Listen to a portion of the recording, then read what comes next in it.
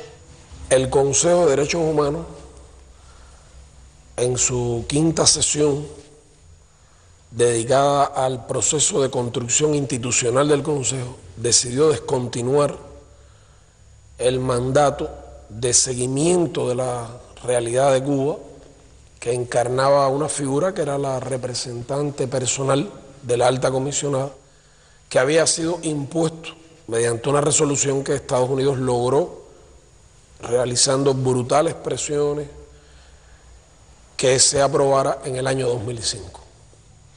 Concluía de esta manera una batalla en el terreno político diplomático en la que Cuba luchó por defender la verdad y por enfrentar esta manipulación politizada, discriminatoria, selectiva del tema de los derechos humanos contra Cuba, que duró 20 años. No, yo no estoy de acuerdo que los Estados Unidos digan que aquí no hay derechos humanos, cuando aquí se respeta la opinión y los criterios de todos los cubanos. A ellos les gusta mucho decir que aquí nos agreden, que aquí nos maltratan, que nos acaba, ¿no? Hay decir. Y eso no es cierto. Los únicos violadores de derechos humanos son ellos. Empezaron con Cuba, ahora cogen a Venezuela, a Nicaragua, o sea que es un país que está dedicado a infringir lo que ellos no son capaces de hacer, reflejado en otros países. La actitud que toma Estados Unidos contra Cuba no es la mejor. Porque si Cuba fuera un país tan malo y tuviera en cuanto a derechos humanos, yo no andaría por la calle como ando libremente. Este es mi Cuba y siempre será mi Cuba. Sin embargo, yo no entiendo cómo un asesino como Carriles esté libremente y sin embargo están hablando de derechos humanos, cuando ellos no son los que tienen derechos humanos. Derechos humanos los tenemos nosotros. Dar libertad para niños, para el extranjero y para todo el que viene aquí a nuestra tierra. Bueno, yo lo único que sería que vivieran en un país como el nuestro, que vengan a vivir acá y se den cuenta, que nos visiten. Decirle, la demostración está aquí, que vengan a vivir o que vengan a visitarnos y lo vuelvan a contratar con su propia vivencia aquí en Cuba. Estamos felices, no te preocupes. Gracias.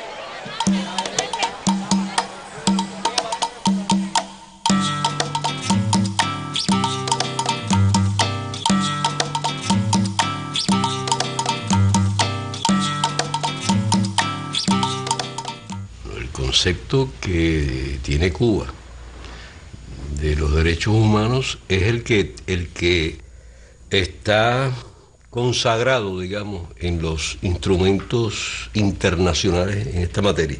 En el lenguaje de Naciones Unidas se habla de por lo menos 3 grandes grupos de derechos humanos: los derechos civiles y políticos, los económicos, sociales y culturales, y los que algunos llaman derechos de la tercera generación, donde está incluido el derecho a la paz, al desarrollo, a la protección del medio ambiente, etc. Son muchos los derechos, no es uno u otro que usted puede escoger. Hay derechos políticos, derechos civiles, derechos económicos, sociales, culturales. La doctrina de los países altamente desarrollados, encabezados por los Estados Unidos, es que los derechos civiles y políticos son exigibles, porque basta con que el Estado se inhiba de hacer determinadas cosas. No matar, no abrir la correspondencia, no torturar, etc. Pero los económicos, sociales y culturales dicen no son exigibles, porque requieren esfuerzos, allegar fondos, establecer medidas organizativas que no siempre se pueden conseguir. Nosotros creemos que esos derechos políticos existen, se protegen, se defienden, pero son inseparables de los derechos económicos, de los derechos sociales, de los derechos culturales. Y por lo tanto tenemos una concepción de la indivisibilidad de los derechos humanos. Yo he llegado a una conclusión, Carolina. Los derechos civiles y políticos se leen en el mundo desde una perspectiva patrimonial e individualista y egoísta. Nosotros plasmamos los derechos civiles y políticos desde una perspectiva de solidaridad humana, de humanismo y de fraternidad. Y entonces, al despojarlo de esas mezquindades del individualismo, pues algunos dicen, bueno, pero aquí no están todos los derechos, porque nosotros no defendemos un derecho individual contra las grandes necesidades sociales, sino todo lo contrario, la armonía de lo social y de lo individual. El principal derecho, que es el derecho a la vida que tienen los cubanos, no solo es una evidencia, sino que ha sido la voluntad de siempre de la revolución. Tanto que sea la voluntad política. Nuestros errores incluso han sido en el empeño de querer que la gente viva y tenga sobre todo el derecho a vivir. Te pudiera decir que todos los derechos que nosotros hemos alcanzado, los hemos alcanzado gracias a la revolución. Derecho es tener derecho a ir a la escuela, tener derecho a una carrera universitaria, tener derecho a hacerme un profesional sin que mi padre tenga dinero para pagarme estudios. La primera garantía del ejercicio real de los derechos humanos en el país no está en el sistema judicial, está en el sistema económico, político y social del país, que garantiza, como conoces, desde los derechos fundamentales de primera generación hasta el resto de los derechos de la manera más amplia. Puede haber burocracia, puede haber funcionarios imbéciles, los hay, puede haber arbitrariedades, puede haber injusticias, las hay, como en todas partes. De todo hay en el reino del Señor, se dice bíblicamente, pero hay una voluntad política de que esas cosas sean enmendadas.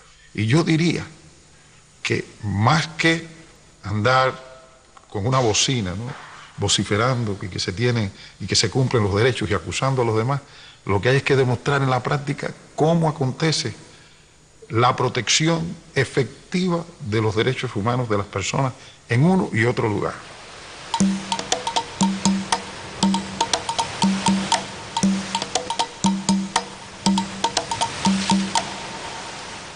No hay escrito en ningún lugar, ni está acordado en ningún foro de Naciones Unidas cuál es el modelo de democracia. Todo lo contrario, lo que está acordado por la comunidad internacional es que cada pueblo tiene derecho a la libre determinación y a escoger su sistema político y a proveer su desarrollo económico, social y cultural. Eso es lo que ha proclamado Naciones Unidas sobre el tema.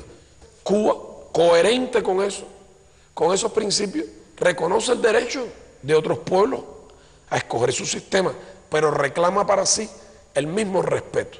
El Estado es el ente principal de la toma de las decisiones políticas. Está descrito en el artículo 1 de la Constitución, pero no es el único que interviene en la toma de las decisiones políticas. Hay un sistema político en el país. Ese sistema político tiene una vanguardia ideológica, una dirección política que está plasmada en el artículo 1 de la Constitución, como el Partido Comunista de Cuba. Vanguardia organizada de la sociedad cubana, un partido organizado según el principio martiano, con todos y para el bien de todos. ¿Qué quiere decir esto? Esto quiere decir que este Estado es de todos y es para todos, para los que creen en el socialismo y para los que no creen en el socialismo, para los buenos, para los malos y para los regulares, para nuestros delincuentes. Nosotros tenemos delincuentes también. El Estado cubano también es de ellos, se responsabiliza con ellos. No metemos la cabeza en el hueco como el avestruz, son nuestros delincuentes. Es el Estado con todos y para el bien de todos. ¿Dónde dice que para que haya democracia tiene que haber un sistema multipartidista? Eso no está escrito en ningún documento de Naciones Unidas, eso no ha sido acordado. Bueno, y que quiere tener un sistema multipartidista, lo tenga. Pero tener un sistema multipartidista no implica tener democracia, porque democracia es la participación real del pueblo en los asuntos públicos, en la toma de las decisiones. Esa cosa de que democracia tenga que ser existencia de varios partidos, o sea, de varias camarillas organizadas que suplantan la voluntad popular, ese es un invento yanqui. ¿Cuántos partidos existen en Estados Unidos? Dice Michael Moore que en Estados Unidos debieran unirse el Partido Demócrata y el Partido Republicano, que representan al 20% de la sociedad y es el que gobierna en ese país. El sistema norteamericano es la negación de la democracia, la negación de la participación de la gente en el gobierno. Yo creo que es engañoso a veces ese falso pluralismo, ¿no? Porque cuando tú ves, hay muchos partidos, pero una sola clase ejerciendo todos los poderes. También se habla de la división de poderes, pero todos esos poderes que supuestamente están divididos los tienen las personas que pertenecen a la misma clase. En el caso de Cuba, que haya un solo partido que reúna, que sume a todos los patriotas, no es un invento nuestro, lo inventó José Martí. Lo creó en 1892. Martí plantea que el Partido Revolucionario Cubano era el pueblo cubano para de alguna forma unida lograr la independencia de Cuba. Y esa unidad que era necesaria para alcanzar la independencia de España a finales del siglo XIX es la misma unidad que es necesaria para enfrentar precisamente la política de Estados Unidos contra Cuba. Entonces, ese partido es el que ha conducido este país hasta aquí, y solo cesará ese partido cuando este pueblo no esté de acuerdo con él. Pero este pueblo ha elegido vivir con ese solo partido y vivir bajo el socialismo. Eso es una realidad. Cuando este pueblo decida que no sea así, lo cambiará.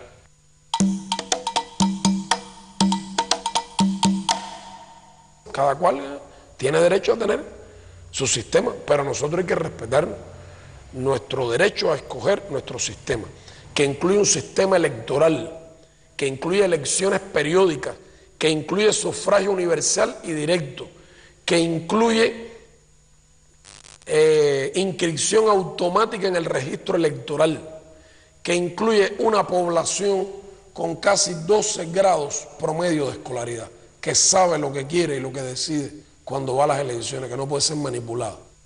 Los procesos electorales cubanos tienen una asistencia a las urnas superior siempre a un 95%, aunque en Cuba el voto no es obligatorio, muy diferente incluso a los porcientos que se logran en Estados Unidos y otros países. Estados Unidos incluso la media está entre un 50 y un 60%. Un aspecto incluso que ilustra la participación popular es que en las elecciones quien custodia las urnas en Cuba son los niños, son los pioneros. Esto es como una demostración precisamente de la limpieza del proceso electoral, que incluso comparado con nuestra historia anterior de la revolución, una gran diferencia, porque era el ejército quien asumía la supuesta custodia de las urnas en Cuba, de los lugares electorales, que es lo que, entre otras razones, posibilitaba que el propio ejército participara en los numerosos fraudes, que fue lo que caracterizaba los procesos electorales antes de la revolución. Y después un momento muy importante, el conteo de los votos es y tiene que ser público, delante de la gente que tiene derecho a participar y se le invita. Y hay que publicar ahí, igual que se publicaron antes los nombres de los electores, hay que publicar los resultados, todos los resultados. O sea, esas elecciones se hacen aquí desde el año 76 de manera estable, no falta. Participa la inmensa mayoría de la población. Eso en el mundo no se conoce. Hay gente que dice, pero ¿cómo va a haber elecciones si hay un solo partido? Bueno, mire. Si fuera un partido electoral, que fuera el único partido que fuera a las elecciones, sería ridículo hablar de democracia. Es decir, soy yo contra yo mismo. Eso es una ridiculez. Pero el problema es que el Partido Comunista Cubano no va a las elecciones. El Partido Comunista Cubano no participa en el proceso electoral. O sea que el Partido Comunista de Cuba no propone candidatos y no realiza campañas electorales. ¿Cómo se postula la gente aquí? Bueno, pues se reúne el pueblo en una esquina, de una manera muy sencilla. A veces con una mesa rústica, una bandera, el himno. A veces no hay ni fonógrafo para tocarlo, y entonces la gente lo canta.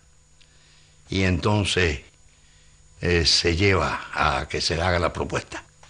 Y se para un ciudadano y dice: yo propongo a Chicho Pérez, porque Chicho Pérez es un hombre honrado, es un hombre honesto, es un hombre trabajador, es técnico de laboratorio, es un gran padre, es un hombre muy diligente, muy organizado. Bien. Entonces se para otro por allá y dice: yo propongo a Chicha Pérez, que es todo eso, pero además es mujer, es enfermera y va. Y así se proponen unos cuantos. Y después, a mano levantada, a visera descubierta, se aprueba el delegado que va a postularse en las elecciones. Que entonces se hacen después por voto directo y secreto. Yo antes jugaba pelota y me propusieron para delegado del Poder Popular, y bueno, primero tiene que tener una voluntad de hacer. Yo estuve de acuerdo en que fuera candidato a delegado popular, me eligieron candidato al Poder Popular. Y posteriormente fui elegido diputado a la Asamblea Nacional, todo eso con voto de la población, es decir, yo no hice ninguna política para que nadie me eligiera. En las asambleas provinciales y en la Asamblea Nacional, las candidaturas las presenta una comisión de candidaturas, en la que están las organizaciones sociales y de masa del país. No es una cúpula, no es que alguien dijo: este va de diputado, no. Sobre la base de una propuesta que le presentaron las organizaciones sociales, después de un proceso de consulta realmente amplio y profundo. Y elegimos entonces, dentro de los diputados, un Consejo de Estado que tiene todas las facultades presidenciales. O sea, las facultades que se le dan normalmente a un presidente, nosotros se la damos a 31 compañeros. Y otra vez, por voto directo y secreto de los integrantes de la Asamblea Nacional, se elige al presidente del Consejo de Estado. Fidel Castro es diputado. Primero, él es elegido como diputado por un distrito de Santiago de Cuba, donde ha sido candidato siempre. Entonces, a ese diputado se le encarga la formación del gobierno, exactamente igual que ocurrió con el diputado Tony Blair cuando asumió el premierato en Inglaterra. Creo que tampoco estoy muy seguro que muchos gobernantes, muchos representantes, muchos parlamentarios, si en sus países aplicaran un sistema electoral como el nuestro, resultaran electos, que se tuvieran que nominar ahí en una circunscripción y después fueran a que lo nominara una asamblea municipal, y que no dependiera de la cantidad de dinero que tuvieran como candidatos para llegar a un parlamento nacional. No estoy muy seguro que resultarían electos. Si su apoyo y la cantidad de votos dependiera que lo eligieran en la circunscripción donde vive y después votaran secreto allí por él sin publicidad, ¿cuántos gobiernos se mantendrían en pie? Es preguntas que hay que hacerse, creo, y cuestionamientos que deben realmente tenerse en cuenta a la hora de juzgar a Cuba. Y yo, diputado, voy a rendir cuenta periódicamente al municipio donde me eligieron los electores. Y el delegado a la Asamblea Provincial tiene que rendir cuenta. Y el delegado municipal tiene que rendir cuenta 2 veces en el año. El ciudadano participa primero en discutir las cosas que el delegado le viene a informar respecto a la política del Estado, en qué se puede trabajar, porque hay que decir que uno va a la Asamblea de Rendición de Cuentas como delegado y uno rinde cuenta de su gestión ante los electores, pero sobre todo uno tiene que llevarle a las personas lo que el Estado es posible realizar en esos periodos de 6 meses que son las asambleas de rendición de cuentas, y que no es posible, hay que explicarle, bueno, mira, eso no puede ser ahora por esto y por eso, pero vamos a hacer otra cosa. Hay que decir que aquí se ha estado siempre participando y haciendo cosas en favor de la población. Un diputado, un delegado a una asamblea municipal, quienes lo eligieron lo pueden revocar. No es la idea, no es lo que ocurre que lo eligen para un cargo y ya hasta que termine el mandato el hombre puede hacer ahí los desmanes mayores, pero no hay cómo sacarlo. En Cuba hay un procedimiento para eso. Y el pueblo lo sabe, y el pueblo participa. Este es el 4º proceso de rendición de cuentas de este mandato. Estuvimos hablando de un grupo de cosas que, bueno, que nos interesaban, estuvimos intercambiando sobre un grupo de temas, y bueno, por estos temas voy a empezar yo en este momento. Las asambleas son a nivel de una cantidad de electores que están alrededor de 40, 60, 120. Viven en una misma área y saben los problemas que hay en el área donde ellos viven. Por tanto, ella primero cuenta todo lo que se ha hecho desde que se hizo la anterior asamblea, las cosas que se han resuelto, las que están en camino todavía, porque hay problemas que planteamos que, bueno, son de más largo plazo. Y bueno, nosotros plantear nuevamente los que estén todavía, los problemas que todavía hay y otros nuevos. Han habido algunas dificultades en algunos lugares que hemos detectado, incluso indisciplina de los trabajadores comunales. Cuando hay un problema, por ejemplo, de la empresa eléctrica, se convoca por la delegada al director de la electricidad. Tiene que venir aquí a darle una explicación o una solución al problema. O venir ya con la solución, porque a veces el planteamiento se anticipa y ella lo conoce y lo tramita. Y cuando viene a la asamblea ya prácticamente se resolvió.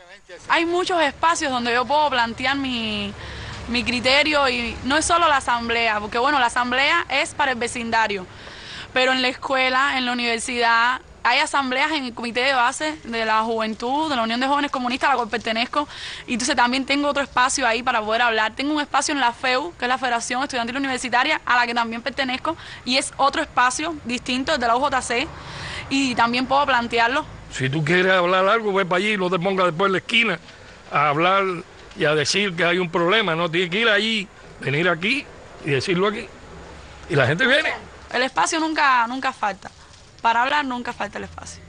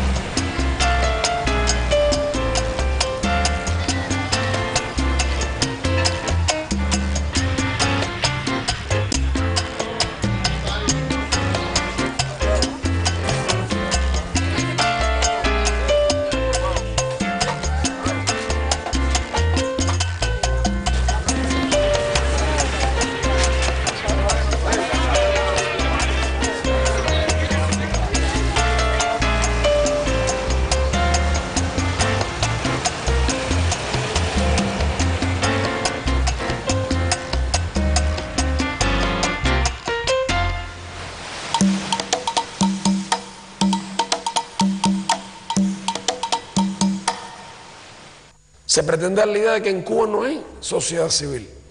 Ahora, por ejemplo, hay una sociedad civil en Cuba que integra más de 2.000 organizaciones no gubernamentales y organizaciones sociales. Algunas tienen millones de miembros. Las hay de corte científico, religioso, de protección del medio ambiente, fraternales, de médicos, de profesionales, de arquitectos, más de 2.000. Los cubanos hemos construido una sociedad en que sistemáticamente las bases políticas de esa sociedad están participando, están cuestionando mediante organizaciones como los sindicatos, las organizaciones estudiantiles, sometiendo a crítica a los que ejercen el poder en cada uno de esos lugares. Es verdad que para hacer democracia verdadera, es decir, para hacer pluralismo político, que no es pluripartidismo, hay que tener la capacidad de oír a todos, de entender a todos, de discutir con todos. Y eso es algo que el Partido Cubano cuida y vigila, que pese a que no hay pluripartidismo, haya pluralismo político. Recientemente tuvimos un debate sobre los problemas de cultura-turismo.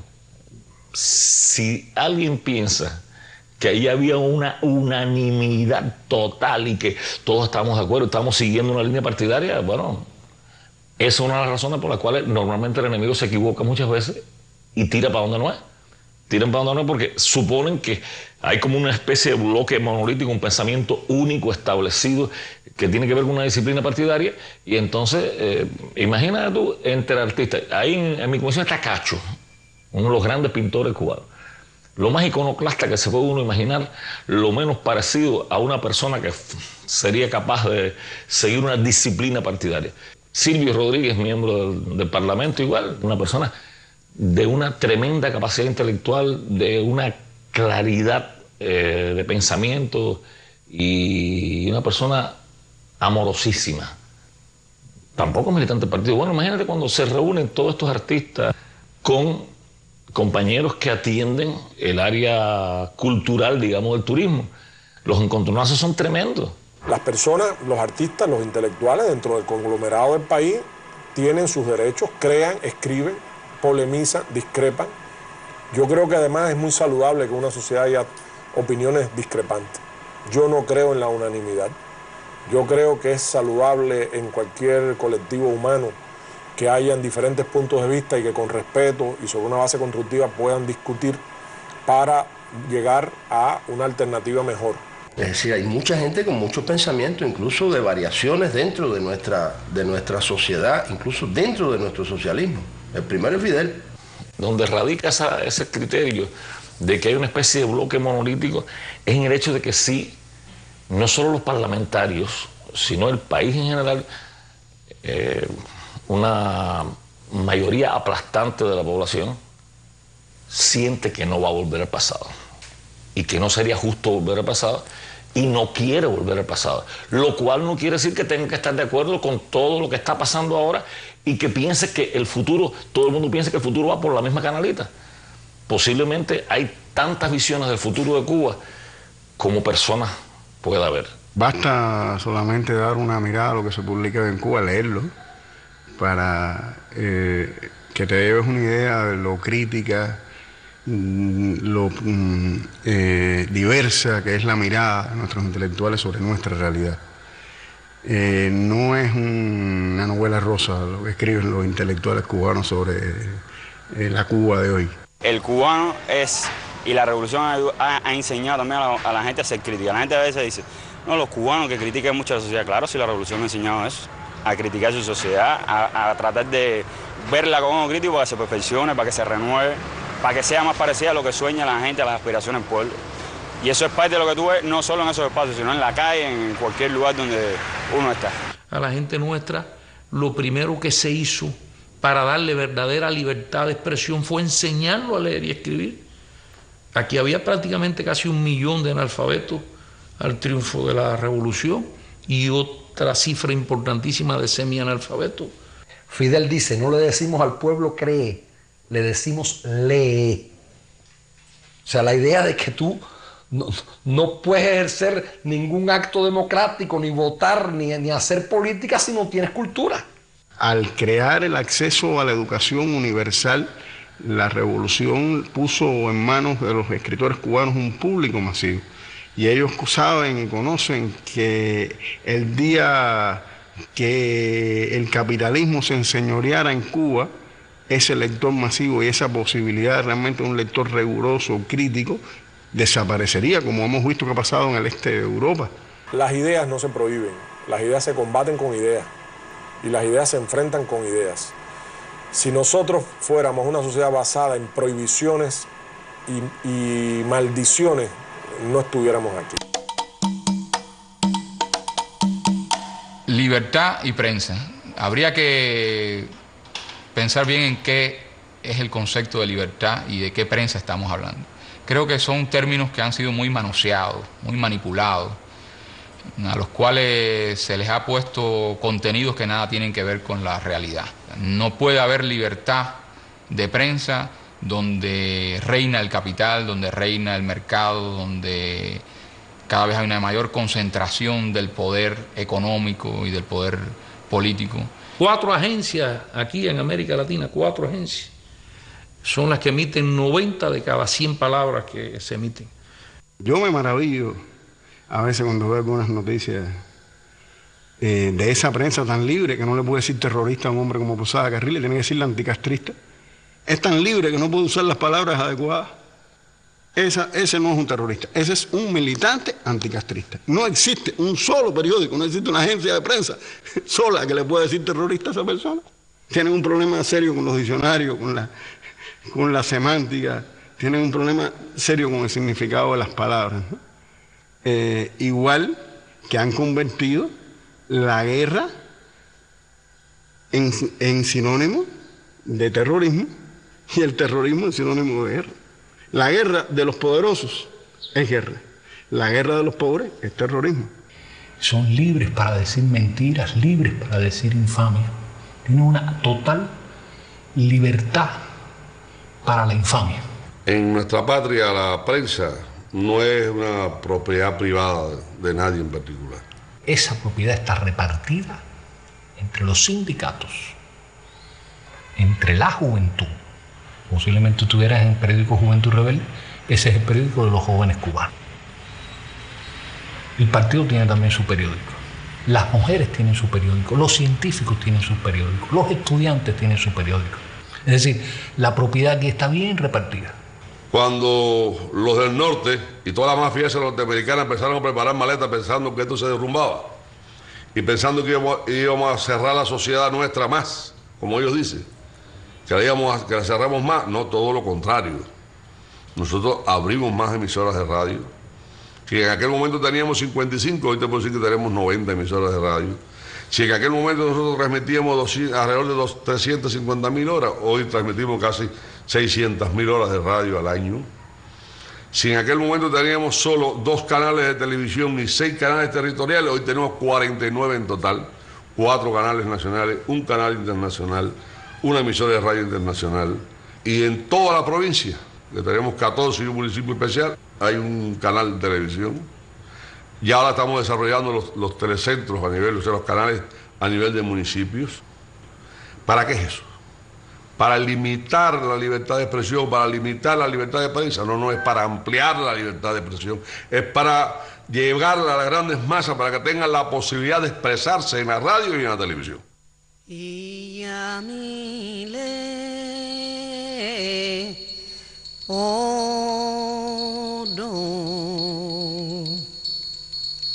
Nuestra Carta Magna, en su artículo 8, plantea que el Estado reconoce, garantiza la libertad religiosa en nuestro país. Pero en distintos artículos se da a conocer en esa propia Constitución que el cubano tiene derecho a creer o a no creer, o a creer y cambiar de creencia si lo estima necesario. Y quizás lo único que se pide es que este culto, esta creencia se manifieste en el marco del cumplimiento de la ley. En el 91 fue enmendada la Constitución, se recuperó la concepción del Estado laico cubano y se garantizó al mínimo detalle la igualdad de todo nuestro pueblo. Por otra parte, el partido en su 4º Congreso enmendó sus estatutos y eliminó el requisito de no creencia religiosa para formar parte del partido. Las instituciones religiosas tienen muchas libertades. Todas las instituciones y denominaciones religiosas nombran a su personal, lo mandan a estudiar incluso fuera o a trabajar en servicios de contrato con instituciones homólogas en el exterior, se reúnen, organizan sus actividades. Incluso yo te diría que Cuba hoy es sede de muchísimas más actividades internacionales, nacionales, de relaciones bilaterales, solicitadas por las instituciones religiosas que nunca. Yo creo que si ustedes con estas mismas cámaras que nos están tomando van hoy a cualquier institución religiosa o fraternal, las van a ver abiertas, donde no hay un guardia, ni un militar, ni un sereno. Son ellos mismos los que los cuidan. Normalmente ellos tienen su horario, lo ponen ellos. Están abiertas de par en par las puertas para el que venga a visitar. Por supuesto, incluidos personas desde el exterior.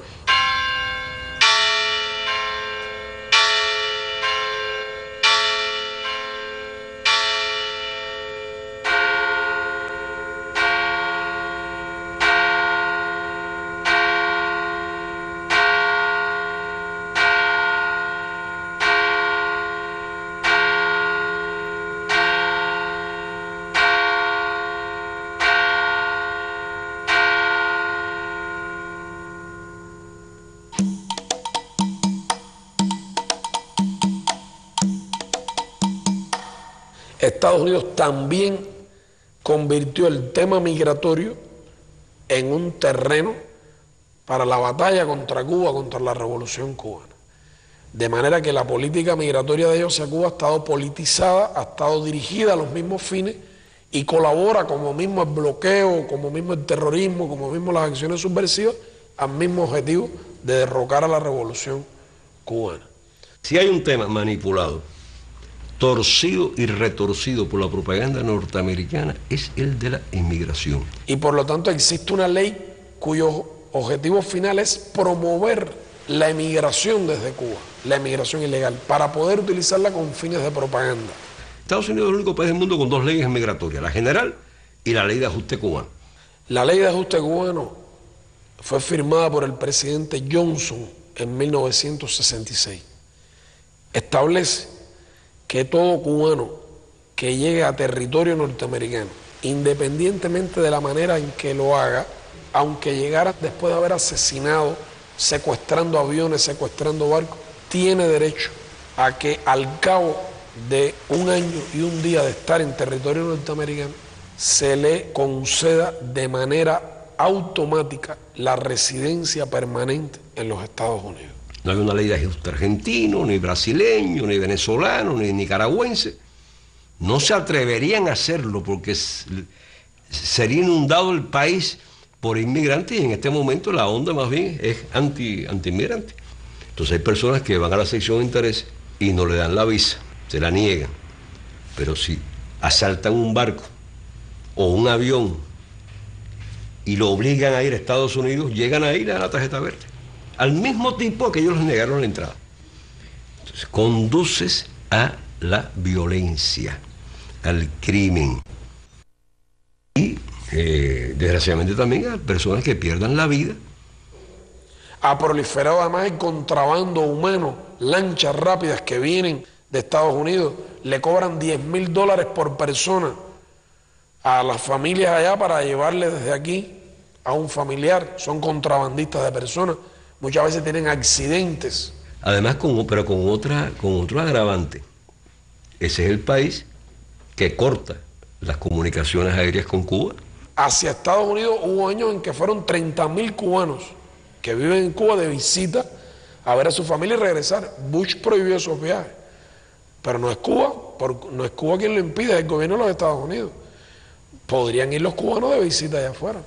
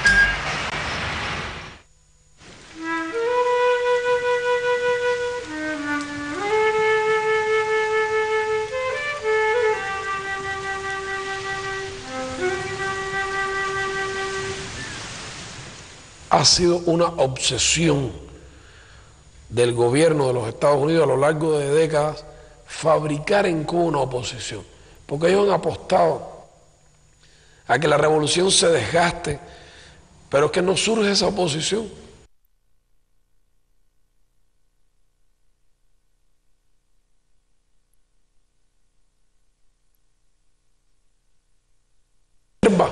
No ha cometido esos errores que le hubieran hecho perder el apoyo del pueblo, por un lado. Y segundo, porque lo que en el exterior se trata de presentar como una oposición interna en Cuba son vulgares mercenarios fabricados por Estados Unidos, que no tienen en Cuba ninguna autoridad, porque todo el mundo sabe que reciben el dinero de los Estados Unidos. En cualquier país del mundo, lo primero que te va a pedir cualquier electorado, cualquier masa que quiera confiar en tu programa político es que tú tengas confianza en las fuerzas nacionales, que tengas confianza en tu patria y que tengas confianza en su historia.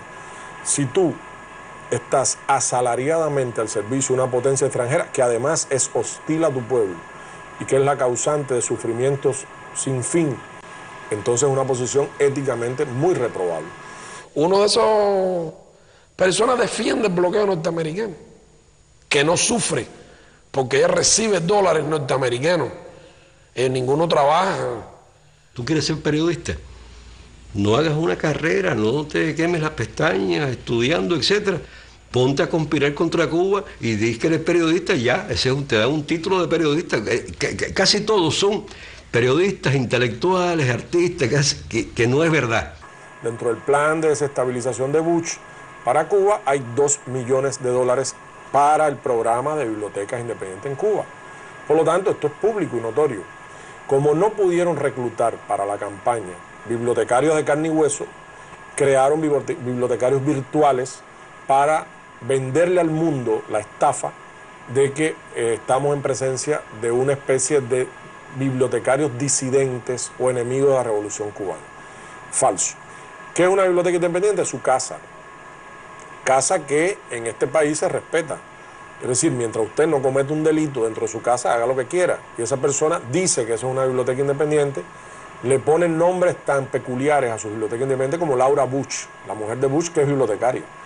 Pero lo interesante es ver la mentalidad cipaya de ponerle a su iniciativa, entre comillas, ponerle el nombre de Laura Bush, la esposa del emperador, una persona tan desprestigiada en este momento y un genocida que, si queremos hablar de biblioteca, es quien pasará a la historia como el Atila bárbaro que quemó la Biblioteca Nacional de Irak, con 1 millón de volúmenes, entre ellos los originales de Las Mil y Una Noches. Y estas personas le han confesado a bibliotecarios norteamericanos, a importantes funcionarios de organizaciones internacionales de bibliotecarios que han estado en Cuba y que visitan estos lugares libremente, como cualquier persona, le han confesado cuánto cobran mensualmente por esto. ¿Quién paga? El gobierno norteamericano, a través de sus enviados, a través de la Oficina de Intereses. ¿Quién envía los libros? De la misma manera. La sección de intereses norteamericana en La Habana es el Estado Mayor desde el cual se dirige a estos títeres, a la contrarrevolución interna, a estos grupos que ellos mismos han creado y financian.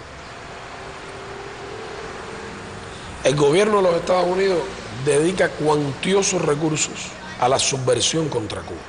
Este dinero no es solo el que se aprueba en el Congreso y aparece en el presupuesto, también están los recursos que utilizan los servicios especiales, la Agencia Central de Inteligencia, que no aparece claramente explicado en el presupuesto nacional. Ese dinero, como regla, se le entrega a organizaciones contrarrevolucionarias de origen cubano que están en Miami. Estos son los que mandan el dinero a Cuba, con gente que viaja o son entregados también utilizando las facilidades de embajadas aquí, personas que van y vienen. Son como unas mulas, lo que llaman mulas para llevar y traer droga, pero en vez de droga traen dinero y lo reparten aquí. Muchas veces no son cubanos, son ciudadanos también de otros países y abastecen de esta manera a los grupos. Se usa la valija de la sección de intereses norteamericana, violando la Convención de Viena sobre las relaciones diplomáticas y consulares, violando la ley, en vez de traer ahí en la valija diplomática materiales que tengan que ver con el trabajo diplomático, lo que traen es medios materiales para abastecer a toda esta gente. A cada rato hay un evento, hay alguna actividad en Europa. Les gusta mucho Praga, digamos, con el apoyo de algunos checos. Es una especie de turismo político asociado a la idea de debatir sobre Cuba, pagado con dinero norteamericano. Es una forma de, por supuesto, de hacer la campaña contra Cuba, que no solamente es la creación de esa oposición interna dentro de Cuba, sino también denigrar, calumniar a la revolución cubana en todo el mundo, etc. Marionetas, títeres digitados por el dinero y el poder norteamericano. ¿Tú crees que de esa manera van a tener en Cuba legitimidad, apoyo? ¿Tú crees que este pueblo, que ha luchado 150 años por su independencia, que ha estado dispuesto a resistir aquí, es un pueblo que para liderarlo hay que ir dándole el ejemplo en la punta de la vanguardia? ¿Tú crees que van a creer los cuentos de Camino, el discurso pro norteamericano?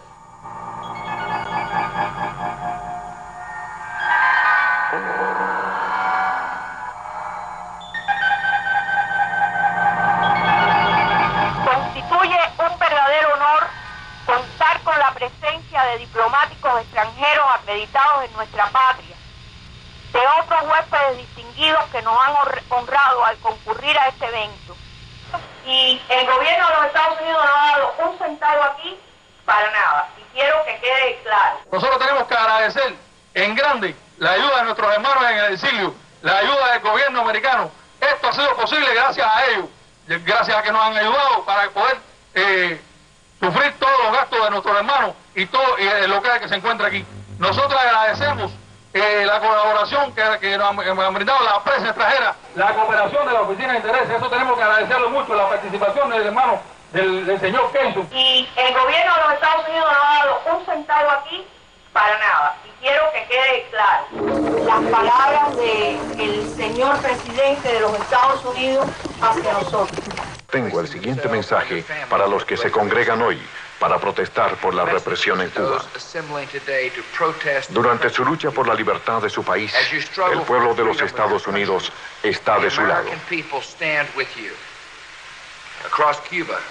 En toda Cuba, muchos de ustedes toman la decisión de salir de la sombra de la represión. Ayudamos a las organizaciones a proteger a los disidentes y promover los derechos humanos. Trabajamos para garantizar que el pueblo de Cuba oiga la voz clara de la verdad por medio de radio y TV Martí. Y estamos trabajando para evitar que el régimen represivo se aproveche de las divisas de los turistas y los envíos a cubanos. No aguardamos por el Día de la Libertad de Cuba. Trabajamos para el Día de la Libertad de Cuba. That Cuba será libre pronto. Gracias. Y que Dios los bendiga.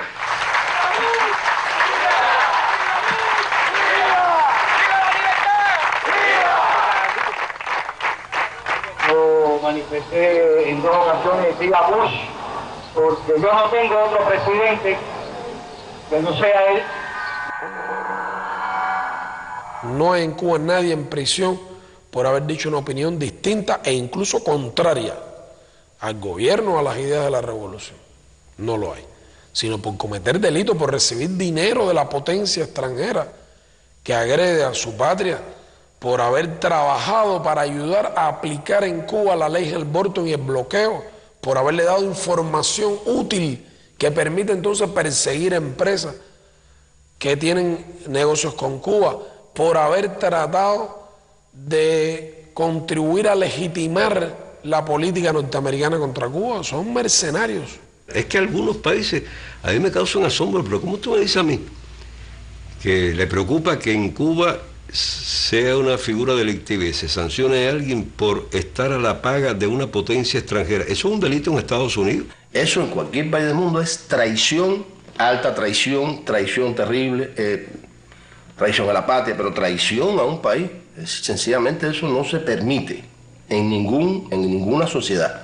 O sea, eso está penalizado fuertemente en Estados Unidos. Entonces, lo que él no admite, él quiere que tú lo admitas, y si tú no lo admites, eres violador de los derechos humanos.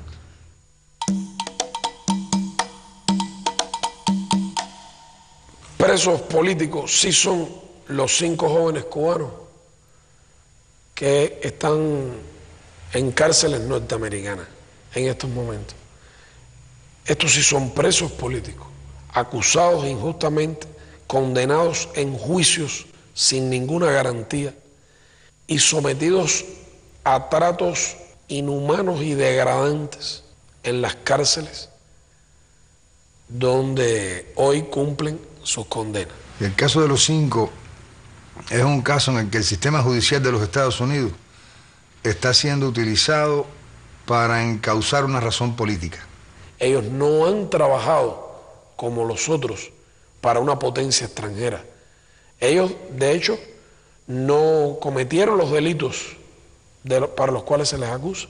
Y el hecho es que ellos nunca tocaron a nadie, ni tocaron un bien, ni lastimaron a una persona, o sea, simplemente se dedicaban a informar. Sacrificaron sus vidas y las de sus familias para tratar de contribuir a que nuestro pueblo pudiera tener la información que permitiera evitar, prevenir y protegernos de los actos de terrorismo que de manera continua y creciente durante más de 4 décadas se lanzaron desde Estados Unidos, muchas veces con la tolerancia, el financiamiento y la organización del gobierno de los Estados Unidos, y otras veces con su apoyo directo. Los 5 tuvieron en sus manos la libertad, lo que la renunciaron. Porque para salir en libertad lo que tenían que hacer era hacer un acuerdo con el gobierno de los Estados Unidos.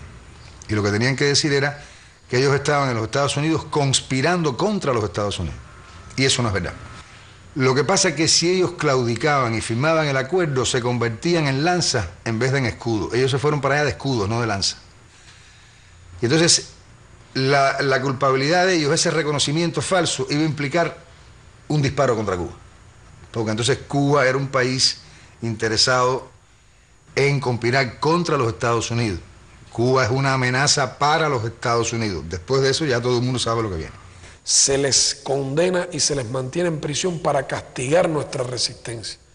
Es la prueba de la impotencia del imperio, que no ha podido ponernos de rodillas y se ceba en el sufrimiento de ellos, sometiéndolos a esta cruel e injusta prisión. En las 5 familias se han violado ocasionalmente, en cada una de ellas, los derechos de todos como familia, y por eso también siempre estamos denunciando en toda tribuna posible, en toda organización, dentro y fuera de nuestro país, organizaciones internacionales, para que den a conocer que no solamente se encuentran 5 personas que han luchado contra el terrorismo en la cárcel, condenados 3 de ellos a pasar la vida en prisión, sino que también se ha utilizado a la familia desde el primer día.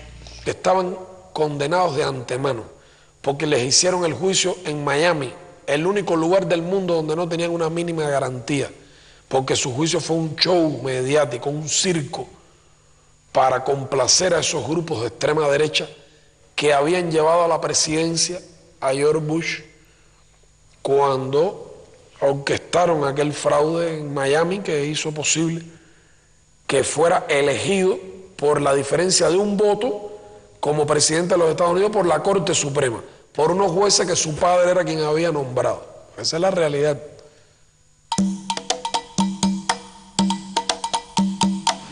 Es conocido que en Miami se refugia desde el triunfo de la revolución personas que han querido destruir el proceso revolucionario, donde resaltan 2 personas, Orlando Bosch y Posada Carril, realmente asesinos por naturaleza. Estando en una fiesta, Posada Carril manifiesta: ahora vamos a volar un avión cubano, y Orlando tiene los detalles. Hay un oficial del FBI que informa al gobierno norteamericano sobre la manifestación de Posada Carriles y el gobierno norteamericano no alertó a Cuba sobre los hechos. Aquí Silver Cubana 455, very requested immediately, ¡Cierre la puerta, cierre la puerta! Cubana 455, ya fue emergency, west, on standby. Eso es peor. Pégate agua, Fabio, pégate agua.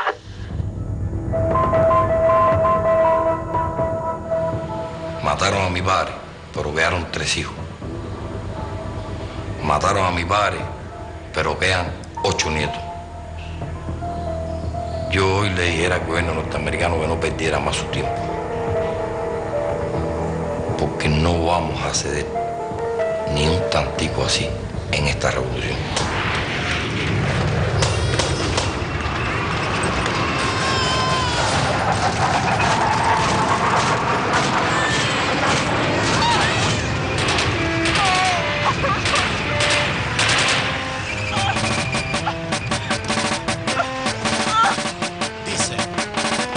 Hace tiempo que estoy viendo que este mundo está patas para arriba.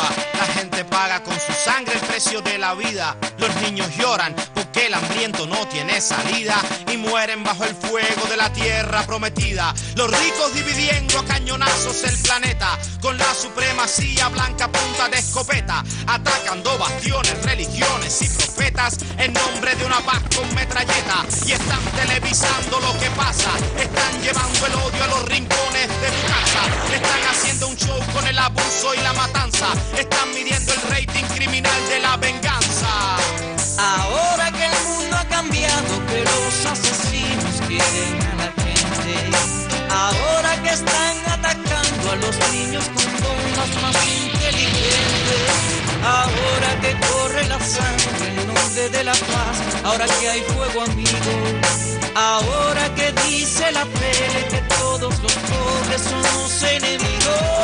Di que no, que no. La guerra no puede seguir. Di que no, que no. Los niños no deben morir. Di que no, que no. No la guerra, hermano, juntando nuestras manos, soñemos con el porvenir. Yo pensé que era Nintendo aquello que yo estaba viendo en la pantalla de mi Panda. La gente estaba muriendo, vi un indigente llorando y un presidente mintiendo. La guerra comenzando, vi par de bombas cayendo, continentes protestando, policías reprimiendo, la bolsa tambaleando y el petróleo va subiendo. Vi un terrorista gozando y 5 jóvenes sufriendo. Todo un pueblo luchando, pero otro pueblo muriendo.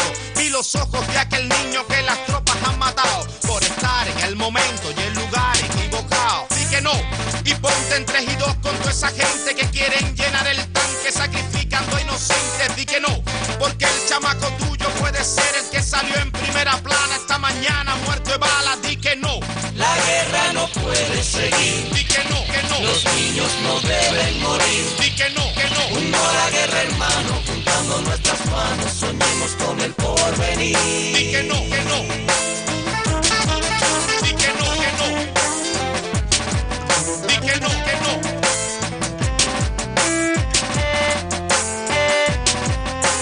No, no, no, no.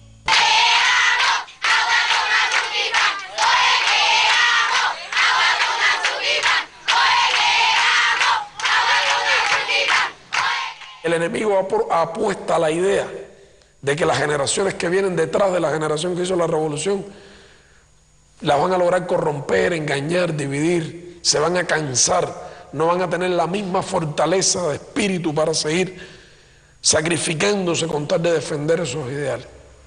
Y yo te digo que se van a coger el dedo con la puerta, se van a equivocar, se equivocan si subestiman el enorme nivel de apoyo que las ideas de la revolución tienen en las generaciones más jóvenes de nuestro país. ¿Qué están haciendo los jóvenes en Cuba? Están construyendo una sociedad nueva. Y estamos convocados a hacerlo por la dirección histórica de la revolución, que ha confiado en los jóvenes las transformaciones sociales más importantes que se están produciendo en el país. Les ha dicho a los jóvenes, estos son problemas, no nos los ha ocultado, no nos ha entregado, no nos ha dicho que nosotros recibimos una obra perfecta. Nos llama la atención todos los días sobre la necesidad de perfeccionar esa obra. Y nos ha dicho en estos términos, hay que construir una sociedad nueva, más justa y más humana. La juventud cubana sí tiene muchas expectativas y tiene mucho deseo de trabajar. Inclusive en Cuba se han hecho encuestas para saber los intereses cognitivos de los jóvenes. Mire cosas interesantes, uno de los principales intereses cognitivos de la juventud cubana, en primer lugar es la informática. Los propios Joven Club, que es un programa bastante joven, ya tenemos más de 1 millón de graduados en los Joven Club, de personas de diferentes edades. Los Joven Club de Computación y Electrónica son una organización que se creó con el objetivo de crear en nuestra población, y especialmente en los niños y los jóvenes, una cultura informática. En aquel momento era una sola institución y hoy tenemos ya 600 instalaciones que están presentes en todos los municipios del país, como mínimo con 2 instalaciones. Y también trabajamos todo relacionado con los diferentes programas de la revolución. Dígase, por ejemplo, los estudiantes de los politécnicos de informática hacen prácticas en nuestras instalaciones, los trabajadores sociales, también los diferentes trabajos que hacen lo procesan en nuestras instalaciones, y así diferentes actividades relacionadas con el desarrollo social del país. Así han surgido programas como programas de maestros emergentes, programas dedicados al desarrollo de instructores de arte, que son aquellos jóvenes que tratan de prepararse para poder después dar a conocer a otros jóvenes cómo apreciar la obra de arte. Una figura, un profesional, un técnico que reciba la misma formación académica que recibe el artista, pero que su función social no sea solamente o no sea mayormente la de ejercer la práctica del arte como intérprete, sino la de enseñar a la población a apreciar el arte. Eso es el intento.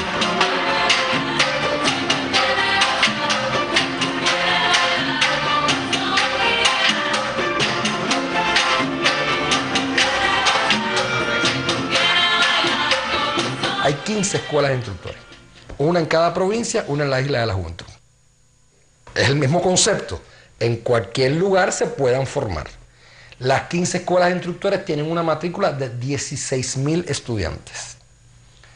Se están graduando 4.000 instructores por año.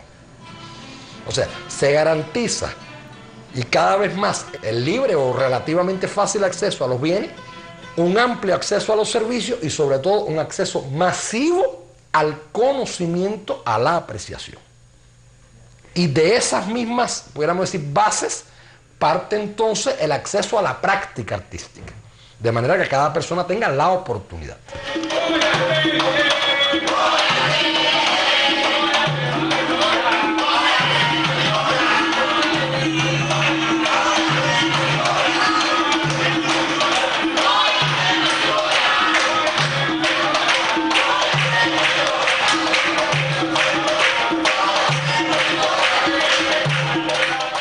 El programa de los trabajadores sociales surgió hace 6 años, es bastante joven y surge del análisis de los problemas sociales. En 6 años se han formado ya casi 42.000 trabajadores sociales. Un ejército de jóvenes, tienen como edad promedio 22 años. A la vez de realizar tareas del trabajo social propiamente, se superan, estudian una carrera universitaria, la que ellos cogen, y están presentes hoy en las prisiones, en los barrios, atendiendo diversas problemáticas sociales. Cuando se crea la batalla de ideas, fue muy bueno porque se insertó este trabajo la presencia de los trabajadores sociales. Fue importante porque nos permitió conocer el medio en que se desarrollaron cada una de las internas y que la conllevaron a cometer el delito. En el centro tratamos no darle la importancia al delito, sino a los problemas de valores que tienen las internas. A partir de las caracterizaciones que hacemos, con la presencia de los equipos multidisciplinarios, los propios trabajadores, los organismos que intervienen, hacemos en cada una de ellas planes de tratamiento diferenciados para poder desarrollar actividades que la conllevan al buen desarrollo de su conducta. Día tras día se buscan soluciones para cada día humanizar más el tratamiento de nuestras prisiones, para mejorar la vida dentro del establecimiento, para que no se vean estos centros como centros oscuros, como recibimos en 1959, donde prevalecía la tortura, maltrato. Y aquí está la verdad, se le puede hacer la pregunta a cualquier interna. Aquí maltratos no hay. Tenemos una convivencia normal, independientemente del delito que hayamos cometido, todos estamos conscientes, cuando se comete un delito, tenemos que pagarnos a la sociedad.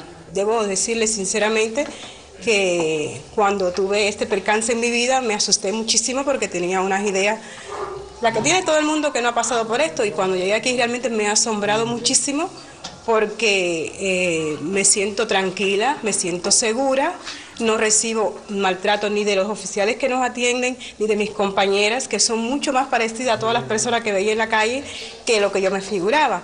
Vaya, no puedo decir que me siento como son las comodidades de mi casa, pero bueno, son bastante aceptables porque yo estoy recluida y lo necesario para convivir aquí adentro lo tengo. Aquí es donde ellas pernoctan. Además, en cada uno de los destacamentos está la presencia de un televisor que no tiene horario, es hasta que termine la programación que se da por este medio, ¿no? O sea que no hay un rigor para eso, un horario para eso. En el destacamento también está en la oficina del jefe el teléfono, que aunque tiene su programación, bueno, tienen acceso directamente a él.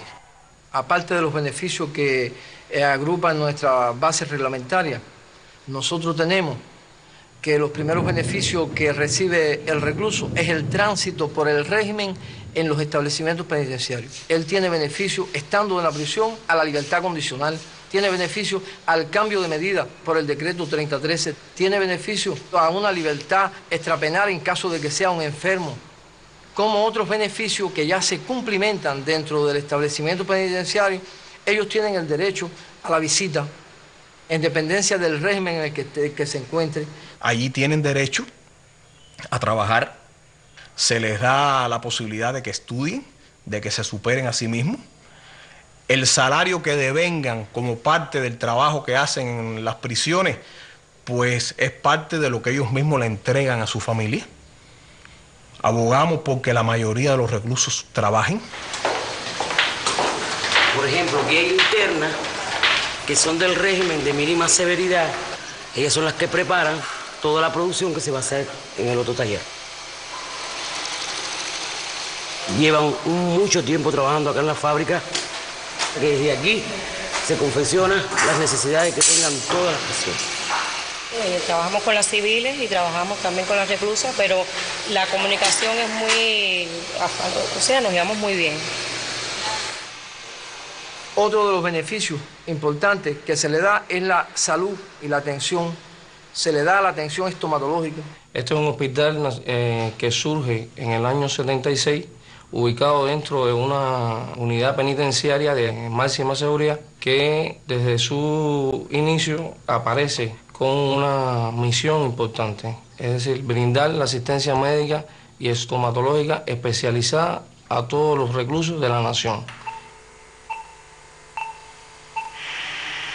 Es decir, nosotros tenemos 12 salas de hospitalización, una unidad quirúrgica con 3 salones de operaciones con muy buenas condiciones, con una sala de recuperación y una terapia intensiva de 12 camas. Se trabaja con mucha profundidad en el PAMI, un programa materno-infantil que funciona con ayuda de salud provincial con muy buenos resultados. ¿Cómo funciona el programa Educa a tu Hijo? Bueno, especialistas en la materia preparan a monitoras, como en este caso, personas que están recluidas aquí, pero que tienen cierta preparación en cultura física y que estamos dispuestas en todos los sentidos a ayudar como madres al fin también a las embarazadas, a los niños, y entonces nos preparan en una serie de actividades para que después nosotras se las demos a esas madres y puedan entonces así ejercer influencia sobre el desarrollo de su hijo. Aquí nos tratan muy bien y a los niños también. Nos enseñan cómo preparar a un niño en los primeros meses de su vida, ¿no? En el tiempo que vamos a estar aquí, de 0 a 1 año, y nos tratan bastante bien. Nosotros nos hacen todo, nos lavan todo. Nos traen la comida a los bebitos, la leche, los bebitos que toman leche. Nosotros no simplemente tenemos que cuidarlos y atender a los bebés, que en casa hay que hacerlo todo. Pero no nos pasamos todo el día con los bebitos. Nos dan actividades con los bebitos también. Bueno, al gordito le hacen ejercicio, o mueven, le ponen objetos para ver si él lo sigue con la vista. Y así, ejercicio o sus cosas, ¿no? Cada 15 días tienen su consulta con la doctora. Lo atienden muy bien, están pendientes si tiene un catarrito, si tiene cualquier cosa. Con los niños no tenemos quejas de ningún tipo. Yo pienso que ellos están muy bien tratados. Mira, no ves qué gordito. Cuando se estudia por dentro quiénes van a parar a las prisiones y vemos como la causa fundamental es los problemas sociales, las desigualdades, que falla la educación. Y entonces nos hemos planteado en serio ese asunto. Y para que sean universidades realmente, donde se aprenda, donde se eduque. El Ministerio de Educación tiene una escuela en nuestro centro, una escuela que se llama Batalla de Ideas, y tiene 12 profesores que hacen vida aquí constante, diario, como un trabajador más civil de educación. En el empeño de convertir este establecimiento en una verdadera escuela, nosotros, los trabajadores de educación, luego prestamos un servicio especializado en el sentido de que la aspiración de que se transforme el estudiante aquí en todas sus potencialidades se haga realidad. Hemos tenido en nuestro centro mujeres analfabetas que han logrado elevar su nivel en nuestro centro, y esto nos ha servido de mucho porque nos unimos. No vemos el centro separado de la sociedad, sino que tiene que ir avanzando igual que la sociedad.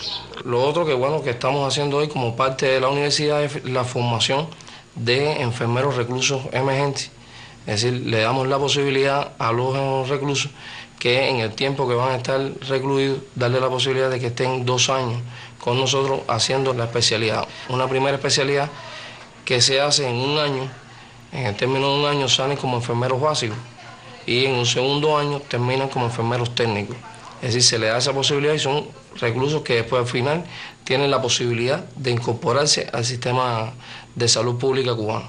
Mis experiencias dentro de este curso de enfermería son grandes, son positivas, ya que he tenido la oportunidad, en primer lugar, de aprovechar mi tiempo dentro del estado en que me encuentro recluido. Nuestro país, en vez de separarnos, de alejarnos de la sociedad, nos prepara, nos educa para reinsertarnos en la sociedad ya educados. Se rescata al hombre, aquel que a lo mejor un día no tenía un título, hoy tiene la posibilidad de tenerlo, pero no solamente de tener un título y ponerlo en la pared de la casa, sino de ejercer una profesión, de terminar este curso, de lograr mi libertad de la mejor manera, pero también ir a trabajar a un hospital.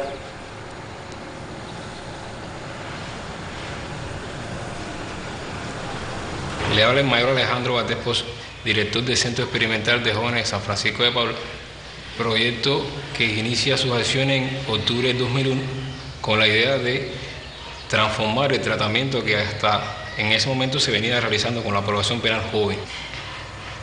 Se hacen grupos más pequeños de trabajo individualizado, se potencia el trabajo educativo, se rompen los esquemas tradicionales de reja, candado y el tradicional uniforme.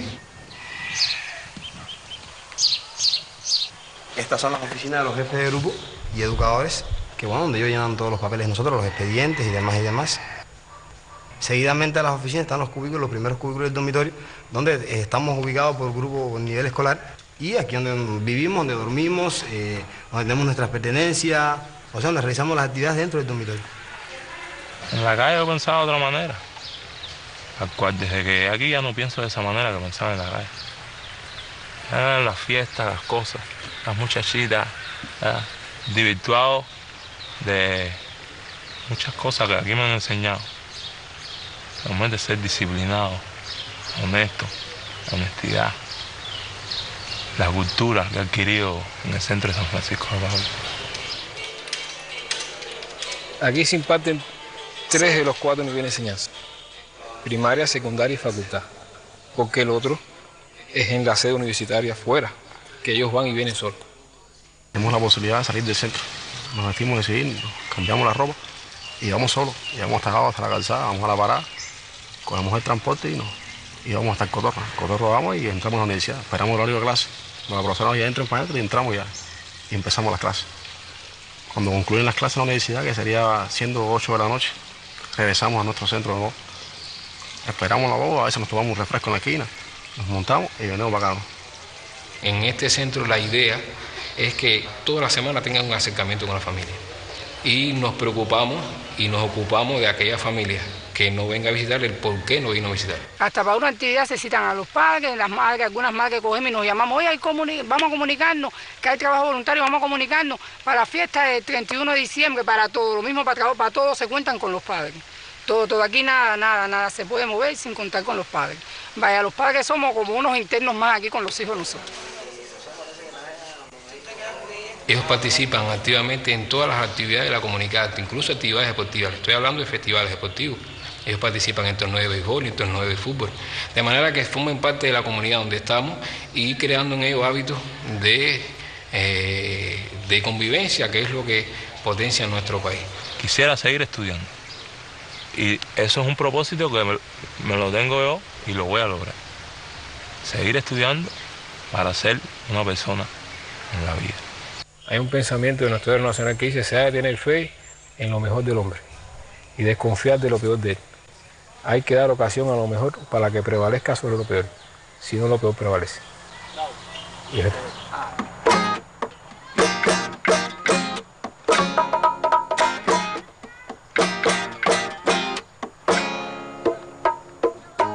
dijo que es una utopía volver a empezar. Quien dijo que los sueños no se hacen realidad. Hay quien habla de cambios, pero no de verdad. Y yo sé de un lugar para cambiar, para empezar, para soñar mucho más. Esto es San Francisco, una nueva escuela, echando para adelante con la batalla de ideas. Fidel es nuestro guía, echando nuestra trinchera. Llevo mi uniforme en el azul de mi bandera. Nadie podrá detener esta escuela de hombres nuevos, creada por Fidel. Nadie podrá detener esta escuela de hombres nuevos, creada por Fidel. Y voy ganando la partida, mientras la historia se descorre de mi piel. Y voy construyendo otra vida sobre el cimiento y las ideas de Fidel, de Fidel, de Fidel, que me dio la oportunidad de ver en mí lo que es verdad, que hizo el sueño realidad, porque esta escuela es mucho más, por eso nadie la podrá detener, por eso todos cantarán otra vez. Nadie podrá detener al pueblo mío que creyó en lo que yo podía hacer. Nadie podrá detener al hombre nuevo con sus manos de crear y de vengar. Nadie podrá detener la escuela de hombres nuevos creada por Fidel.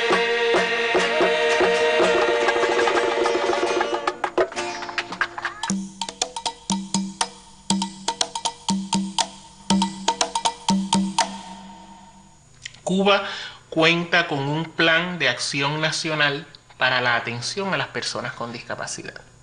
En el año 87, con 18 años, me buscaron en mi propia casa a través del Ministerio de Trabajo y Seguridad Social y las asociaciones y me dieron un empleo en un taller de discapacitados. Llevé 20 años de servicio en la empresa.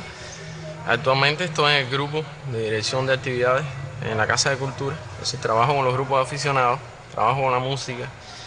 Estoy estudiando en la CUJAE, un curso de teatro. Es decir, me han posibilitado todo el estudio, toda mi incorporación plena, mi salario, el trato como uno más de la sociedad, que eso es para mí es sagrado.